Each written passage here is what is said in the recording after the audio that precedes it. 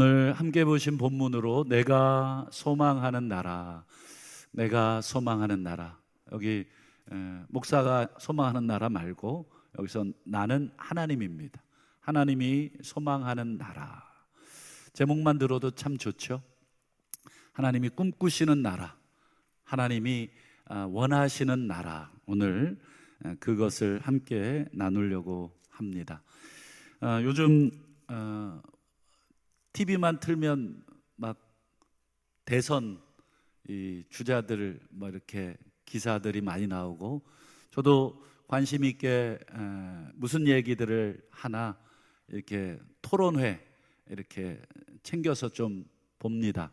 각 후보들마다 이 자신이 원하는 그런 이 나라의 모습에 대한 비전들을 뭐 경제, 뭐 문화, 뭐 여러 가지 분야별로 쭉 설명을 하는 것을 보고 있는데, 저도 열심히 듣고 있습니다. 우리 성도님들도 열심히 보고 계신가요?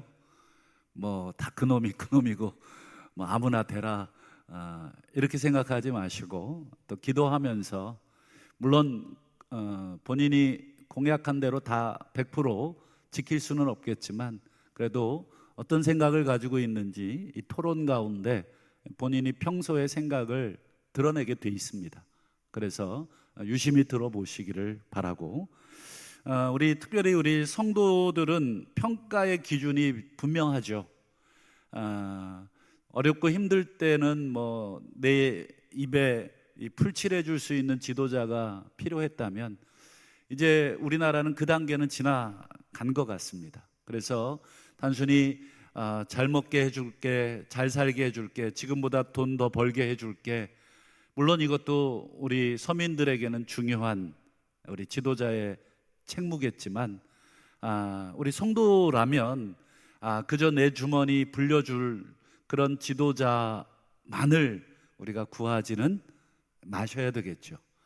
특별히 우리 각 분야의 정책을 이렇게 얘기하는 걸 들어보시고, 우리 하나님의 나라의 가치와 얼마나 일치하느냐, 물론 100% 일치할 수는 없겠지만 그래도 누구의 이런 공약이, 비전이 하나님 나라에 또 성경에 더 부합하는가, 이렇게 비교해 보면서 판단하시고 또 투표하셔야 되겠습니다. 그래서 우리 벌써 오늘 장로님 기도도 하셨지만 6월 3일이면 다음 주죠. 다음 주 화요일인가요?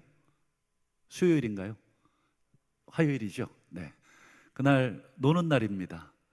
그날 택배도 쉰다고 하니까 뭐 주문하지 마시고, 어쨌든 온전히 또 투표 다 하셔서 유권자로서의, 또 특별히 하나님 나라의 백성으로서의 권리를 포기하지 마시고, 찍을 사람 없다 이렇게 한탄만 하지 마시고, 그래도 내 뜻을 전해줘야 되겠다 이렇게 꼭 투표하시기를 바라고요.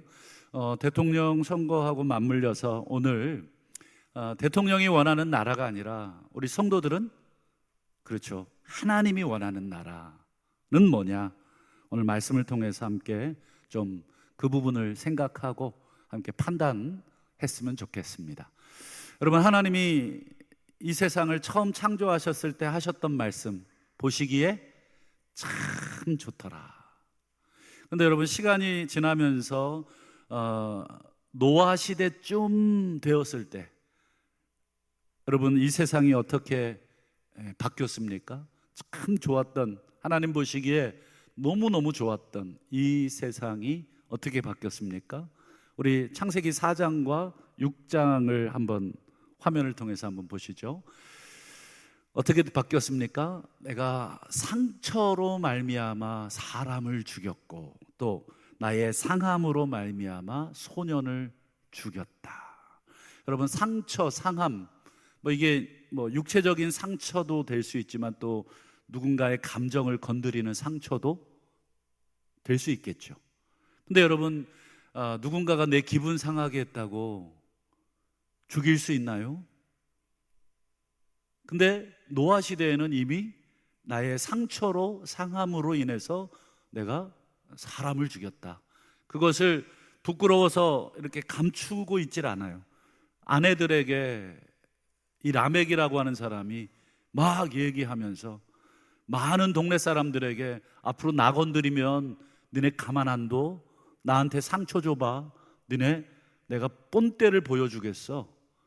이게 얼마나 무시무시한 세상이 됐습니까? 여러분, 우리 주변에도 참 건드렸다가 이 보복당할까 봐 두려워서 건드리지 못하는 사람들 혹시 주변에 있습니까? 그 사람하고 어떻게 살겠습니까? 뭐 눈길 하나 잘못 줬다고 여러분 이 보복당할까 봐. 그리고 창세기 6장도 보십시오. 온 땅에 뭐가 가득하냐면 포악함. 제가 예전에도 설명드렸지만 이 포악이라는 하마스라고 하는 단어는 폭력입니다. 폭력이 가득한, 지금 뭐 때려 죽이고 뭐 상처를 받고 서로 말로 행동으로 또 여러 가지로 여러분 폭력이 난무하는 세상이 이 노아 시대의 모습이 돼버렸죠. 여러분, 이런 세상에 대해서 하나님이 너무너무 한탄하셨다. 내가 사람 지은 것을 후회한다. 얼마나 힘드셨으면 사람 지은 것을 후회하셨을까. 여러분, 우리 부모님들 자식 낳은 거 후회해 보신 적 있으신가요? 내가 이 자식을 왜 낳았던가. 아마 우리 성도님들 가운데는 없으리라고 생각하지만 너무너무 힘들면 부모라도 그런 생각 한두 번쯤 하실 수 있겠죠. 하나님이 우리 인간 만드신 거 후회한다. 너무너무 힘들다. 이들이 하는 모습들을 보니까 너무너무 괴롭다. 그래서 하나님이 어떤 일을 하십니까? 물론 심판도 하셨지만 그게 끝이 아니잖아요. 하나님이 심판은 새로운 시작입니다. 그래서 결국 하나님은 아브라함이라고 하는 그 한 사람을 선택하셨죠. 그래서 아브라함을 통해서 다시 내가 너로 말미암아 땅의 모든 족속이, 그 다음 뭐예요? 중요한 단어? 복. 여러분 이걸 아셔야 돼요. 이 복은 무슨 복이에요? 뭐 물질의 복, 뭐 명예의 복, 이거 아닙니다. 하나님이 아브라함을 부르신 것은 옛다 뭐 돈 받아라, 옛다 명예 받아라 이런 복 주시려고 부르신 게 아니라 원래 하나님이 만드신 그 세상의 모습을 다시 회복시키시려는 복, 그 복을 주시려고 하는 것이죠. 그래서 여러분 아브라함 선택하셨죠. 그리고 아브라함의 그 자손들 선택하셨죠. 그리고 그들을 어디로 이끌어서 데려가셨습니까? 그렇죠. 가나안 땅, 약속의 땅. 하나님의 백성을 하나님께서 약속하신 땅에 데리고 들어가셨어요. 그 땅에서 하나님 뭐 하시려고 합니까? 그렇죠. 새로운 나라를, 하나님의 뜻이 실현되고 구현되는 나라. 그 하나님의 뜻이 어디에 여러분 완벽하게 들어 있습니까? 10? 그렇죠. 제가 10이라고 하니까 놀라셨나요? 10계명. 그게 하나님의 완벽한 공약입니다. 하나님의 뜻이고 그 외에 세부적인 세칙도 있지만 가장 핵심되는 것은 10가지의 그 계명. 그거 주시면서 너희들 앞으로 가나안 땅, 약속의 땅 들어가서 이 계명대로 살아라. 한마디로 하나님이 폭력과 살인으로 가득했던 노아 시대의 그 세상을 다시 여러분 바꾸시려고 하는, 더 이상 폭력이 생명을 앗아가는 살인이 없는 그런 땅 만드시려고 하는 것이 여러분 아브라함을 선택하시고 그 후손들을 선택하시고 가나안 땅, 약속의 땅으로 데리고 들어가신 목적입니다. 그게 바로 하나님이 꿈꾸시는 나라, 하나님이 처음 인간과 세상을 창조하실 때 참 좋다, 정말 좋다 하셨던 그 모습, 그 모습을 다시 하나님이 만들어 가신 것이죠. 근데 여러분 중요한 게 뭐예요? 여러분 이상과 비전과 꿈 이것만 가지고 있으면 그렇게 됩니까? 그렇게 꿈을 꾼다고 되나요? 꿈만 가지고는 안 되죠. 여러분, 대통령 후보들이 지금 막 자신들의 정책을 막 의료 쪽에 문화 쪽에 정치 경제 쪽에 막 비전들을 막 하잖아요. 중요한 건 무엇입니까? 그 꿈과 비전을 구체적으로 실현시켜 줄 법과 제도가 있어야 되는 것이죠. 그래서 그 공약이 어떻게 실현될 수 있는지 제도를 마련하는 것, 그게 이제 국회와 함께 협업을 해서 만들어 가야 되는 제도잖아요. 여러분, 하나님의 이 꿈, 다시는 폭력이 없고 다시는 사람을 상처로 인해서 죽이는 일이 없는 나라를 만들기 위해서 하나님이 주신 여러분 10계명 중에 6번째 계명이 무엇입니까? 살인하지 말라. 근데 여러분, 살인하지 말라고 한다고 살인이 안 일어나나요? 살인이 일어나죠. 그래서 오늘 이 하나님의 이 꿈, 하나님의 소망, 하나님이 꿈꾸는 나라를 실현시킬 제도가 오늘 본문에 나오는 도피성이라고 하는 제도입니다. 오늘 이 도피성에 관한 내용이잖아요. 여러분, 살다 보면 고의적으로 여러분 사람을 죽이는 경우도 있죠. 계획적으로, 의도적으로. 여러분, 성경에 보면 고의적으로, 계획적으로, 의도적으로 사람을 죽인 사람은 예외 없이 하나님의 제단에서라도 끌어내려서 죽여라. 이게 하나님의 단호한 조치입니다.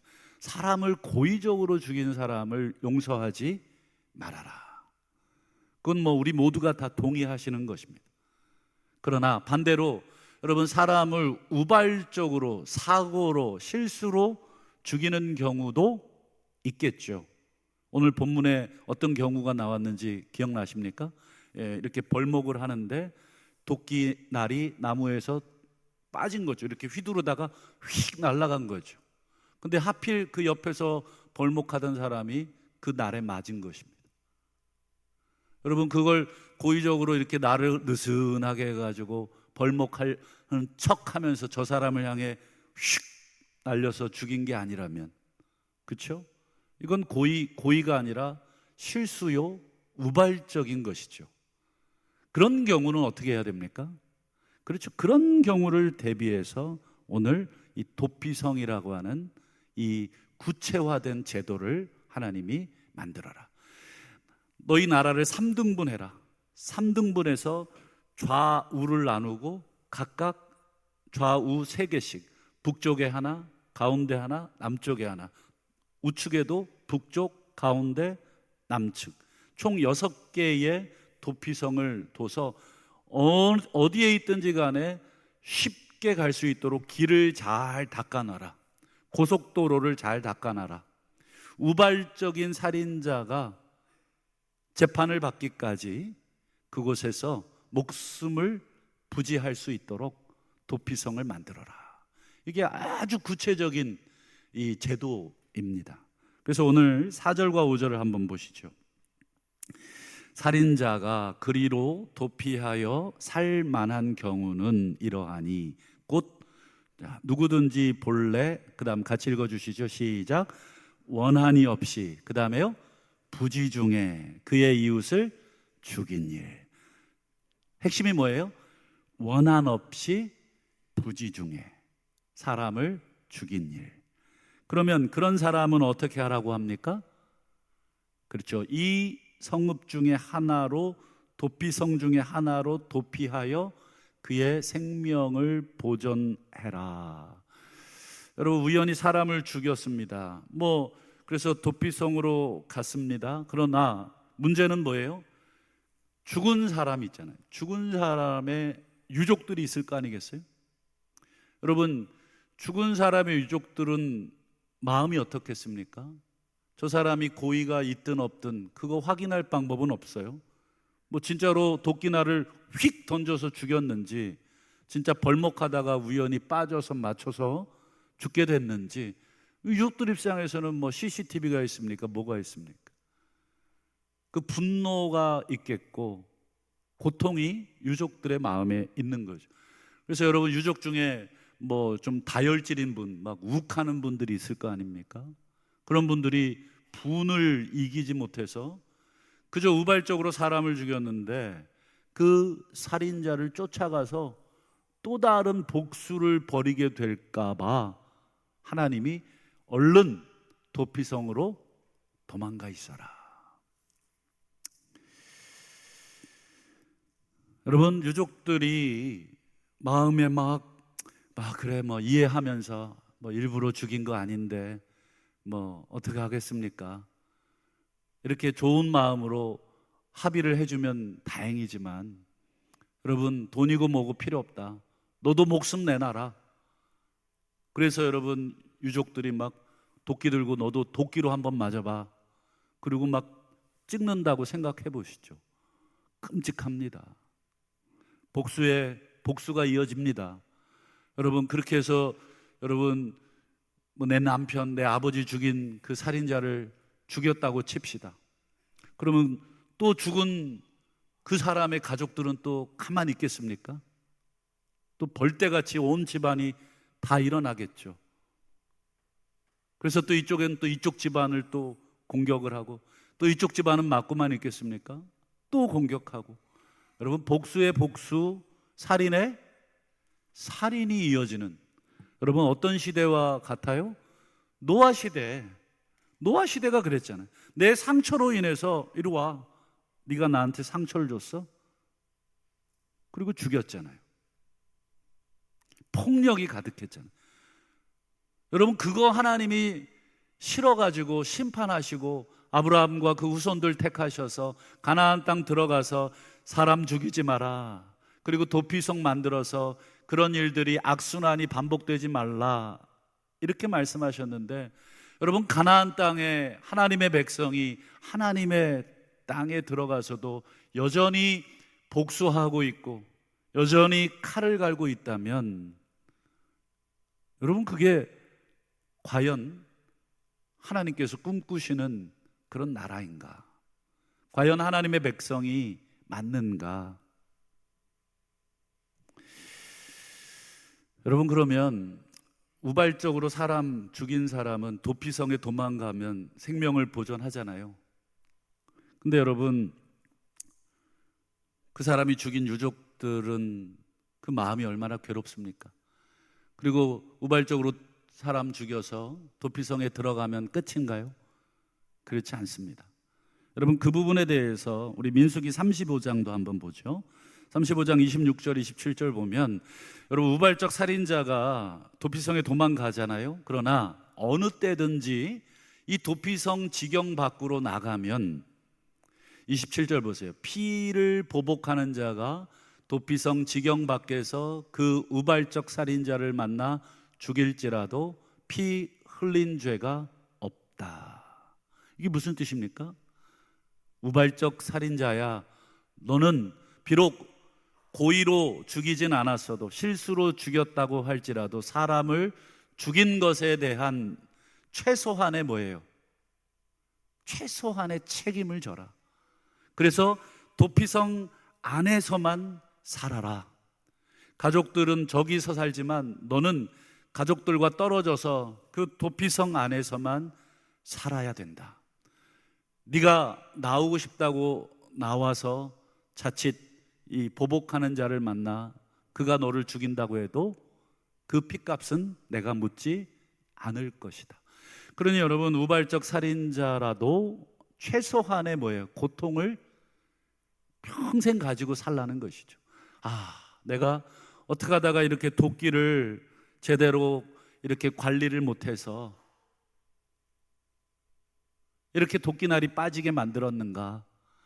아이고, 나 때문에 그 소중한 생명이, 그 누군가의 아버지가, 누군가의 남편이, 누군가의 아내가, 엄마가 이렇게 죽어서 그 유족들이 당하는 그 고통, 내가 고의성은 없지만 내가 나의 부주의함과 나의 실수로 인해서 그런 사람 죽인 것에 대해서 최소한의 뭐예요?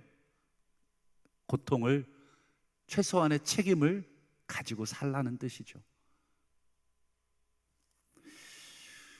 그래서 여러분, 온 공동체가 경고함을 받는 것입니다. 야, 이거 물론 고의로 죽이면 그 자리에서 죽지만 우발적으로 사람 죽여도 이 도피성 밖을 나갈 수 없는 고통.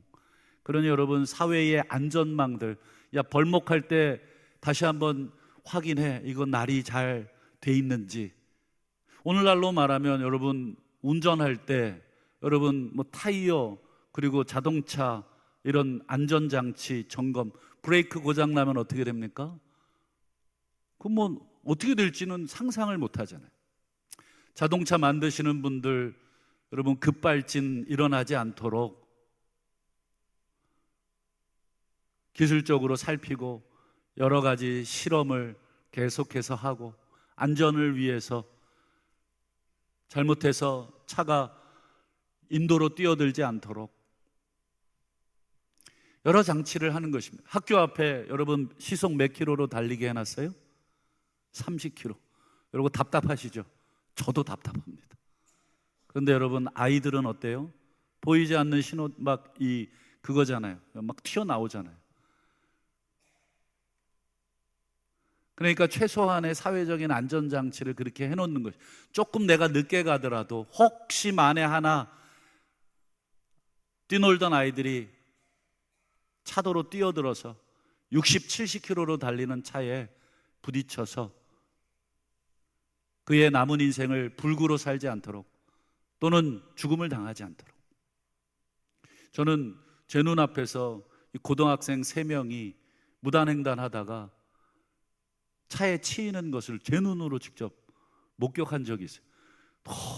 너무너무 끔찍해서 순간 부딪히겠더라고요. 순간 눈을 감았습니다. 그걸 제가 차마 두 눈으로 목격하기가 너무 어려웠습니다. 아니나 다를까 눈을 떠보니까 이미 아이 하나가 차에 부딪혀서 다리가 완전히 절단이 났습니다.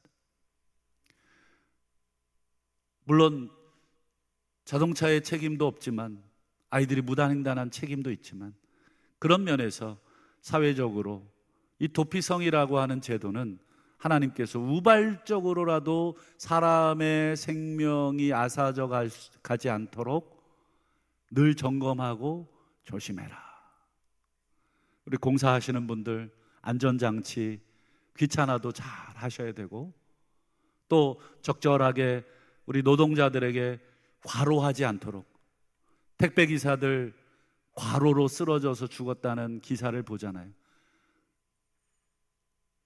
우리 택배 좀 늦게 오더라도 승질내지 마시고, 고객센터에 전화해서 왜 안 오냐고 닥달하지 마시고. 여러분, 택배기사들도 한 가장이고, 여러분 새벽부터 밤늦게까지 그거 배달해서 온몸이 망가지고 있는데, 우리는 그저 내가 주문한 물건이 제때 안 온다고 그들을 더 닥달하지 마시고, 늦게 오면 좀 뭐 사고가 있었나 보다. 여러분, 이게 사회적인 안전망 아니겠습니까? 여러분, 주기도문에 여러분 우리가 하늘에 계신 우리 아버지여 이렇게 외우는 이 주기도문 있잖아요. 여러분, 주기도문의 제일 중요한 기도가 무엇입니까?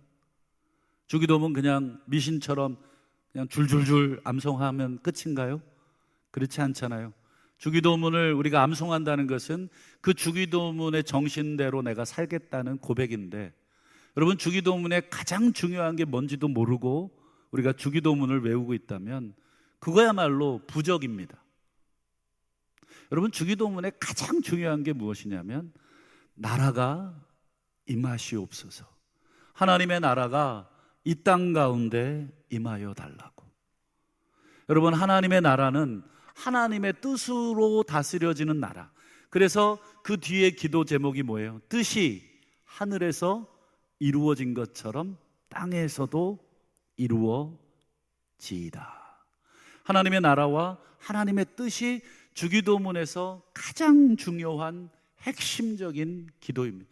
너희는 이렇게 기도해라.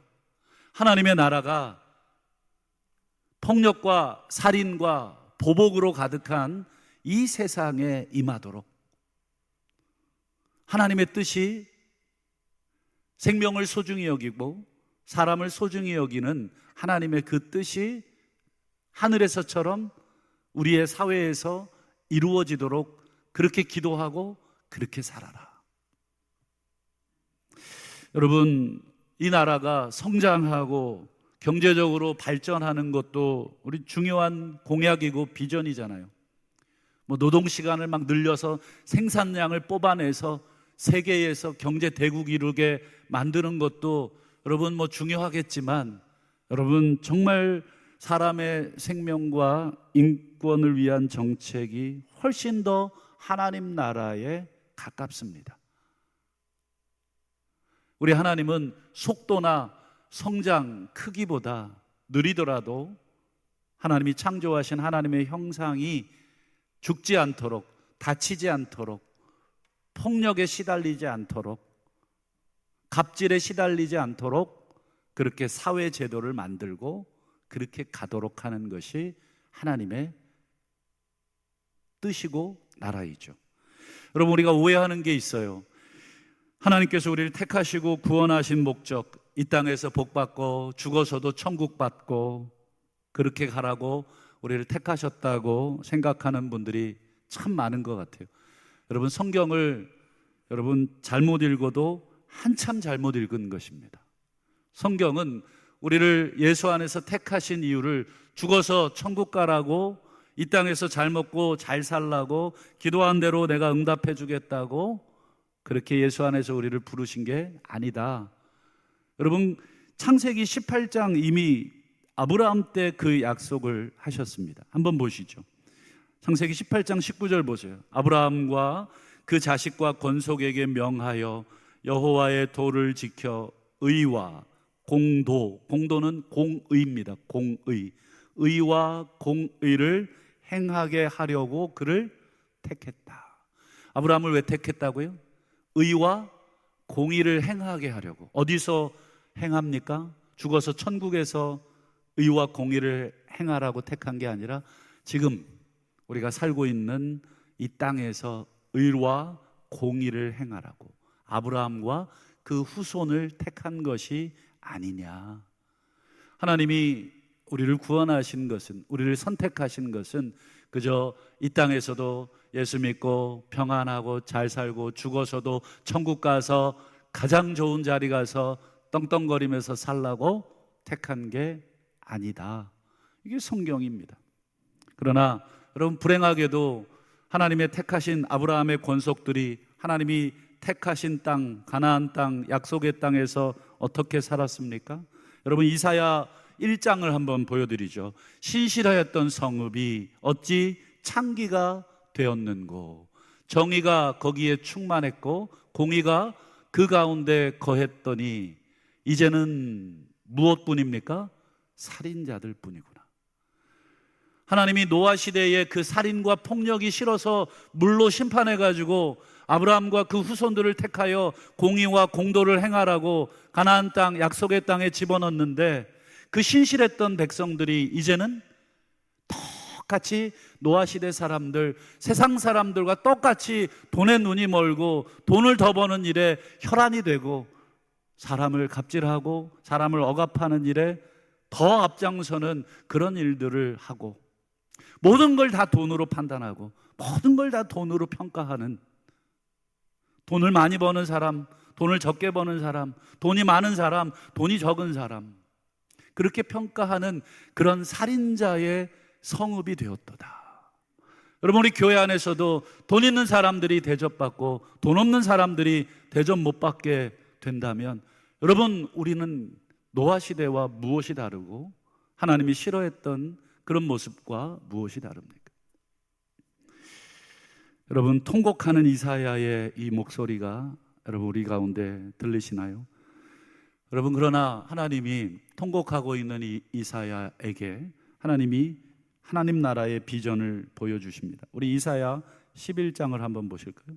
이새의 줄기에서 한 싹이 난다. 그 다음에 그 뿌리에서 한 가지가 날 것이다. 여러분, 이새의 줄기에서 한 싹이 누구를 가리키는 것입니까? 여러분, 우리 성탄절날 그렇게 불러대는 메시아를 가리키는 표현입니다. 우리 메시아가 올 것이다. 메시아가 오면 어떤 일이 벌어집니까? 6절 보세요. 이리, 양, 표범, 염소, 7절 암소와 곰, 8절 어린아이와 독사. 여러분, 먹고 먹히는 관계입니다. 일방적으로 갑질하는 관계. 근데 여러분, 이런 상극인 관계, 원수인 관계, 폭력과 살인이 난무한 이런 관계가 메시아가 오면 어떻게 됩니까? 함께 살며 함께 누우며, 7절에 함께 먹으며 함께 엎드리고, 8절에 함께 손을 넣고. 함께라는 단어가 핵심입니다. 여러분, 메시아가 오기 전에 이 세상은 어떻습니까? 함께가 없는 것이죠. 내 주머니에 더 많이 들어가야 되는 세상이고, 내 자식이 너보다 한 등, 1등이라도 더 앞서야 되는 세상이고, 내 자식의 대학 간판이 네 자식보다 더 높다고 평가되는 그 대학에 들어가야 어깨가 펴지는 그런 세상. 그렇게 사람 판단하고, 그렇게 사람 재단하고, 나온 대학 따라서 월급 다르게 매기고, 이렇게 되는 세상이 아니라 함께 하는 세상. 여러분, 이런 세상에, 여러분 이사야 11장 9절을 마지막으로 한번 볼까요? 내 거룩한 산 모든 곳, 하나님이 다스리는 하나님의 나라에서는 해됨도 없고 상함도 없다, 폭력도 없고 살인도 없다. 여러분, 이것이 하나님이 꿈꾸시는 세상입니다. 물이 바다를 덮음처럼 여호와를 아는 지식, 즉 하나님을 아는 지식, 즉 말씀이 충만하기에, 말씀이 우리 가운데 있으면, 여러분 말씀이 우리 가운데 있습니까? 우리가 하나님의 말씀을 아십니까? 그러면 여러분 해함도 없고 상함도 없는 인생이 됩니다. 우리 가운데 말씀이 없으니까 누군가를 해하고 누군가를 상하게 만드는 것이죠. 우리가 교회는 다니지만 우리 가운데 여호와를 아는 그 참된 지식이 없으니까 여전히 우리는 상함으로 인해 살인하고 폭력이 난무하는 세상을 당연시 여기고 힘으로 제압하는 것이 당연하다고 여기는 세상 속에 우리가 살고 있는 것이죠. 오늘 여러분 말씀의 제목이 무엇입니까? 내가 소망하는 나라. 여러분, 하나님이 소망하는 나라는 여러분 부활하신 메시아가 십자가로 시작하신 나라입니다. 십자가의 달리심으로 인해서 하나님의 나라가 드디어 시작이 되었습니다. 여러분, 십자가에 달리시고 부활하신 예수님이 제자들을 만나서 하셨던 말씀 기억나십니까? 아버지가 나를 이 땅에 보낸 것처럼 나도 너희를 이 땅에 보내노라. 그들을 향하여 숨을 내쉬며 이르시되 성령을 받으라. 여러분, 이 성령을 받으라고 하신 그 다음 말씀이 무엇인지 기억나시나요? 여러분, 우리가 성령 받으면 사람들이 무서워지잖아요.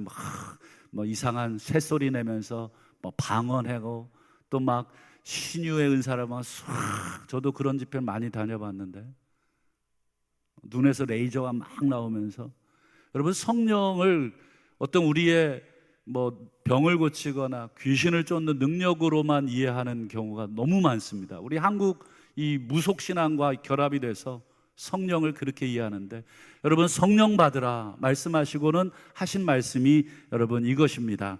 너희가 누구의 죄든지 사하면. 여러분, 성령을 우리에게 주신 이유는 용서할 권한을 주시기 위함입니다. 여러분, 우리가 성령의 사람인 줄로 믿습니다. 성령이 우리 안에 거하시지요? 그러면 여러분, 성령의 사람은 용서의 사람입니다. 누가 여러분들에게 상처를 주셨습니까? 네, 저놈을 반드시 내가 복수하리라. 여러분, 그 안에 성령이 울고 계시는 것입니다. 성령은 우리에게 용서하라. 그것이 십자가에서 우리에게 보여주신 하나님의 용서, 그것이 하나님이 소망하시는 나라입니다. 말씀을 맺겠습니다.